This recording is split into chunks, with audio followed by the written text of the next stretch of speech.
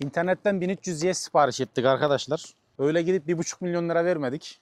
90 bin liraya aldık. Motoru geldi işte. Gelir abi, niye gel? Sis farları falan da üzerinde. 1300 GS. Ama küçük gibi duruyor ya. Benim arkadaşımın 1300 GS'i var.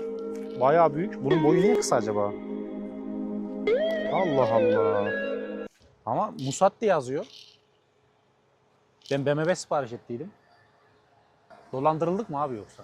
Vallahi bende bir şey yok. Bana geldi. Ben sana teslim ediyorum. Ha. Ya BMW'nin şu ortası da boş değil şöyle. Bununki boş. İnternetten mi aldın? İnternetten aldık abi. BMW 1300 diye aldık. Farına baktık. Musatti geldi. Ama Bunun BMW fiyatı ne kadar? 1 milyon 400 lira. 90 liraya verirler. Ne bileyim farı filan aynıydı. Dolandırıldık mı yoksa?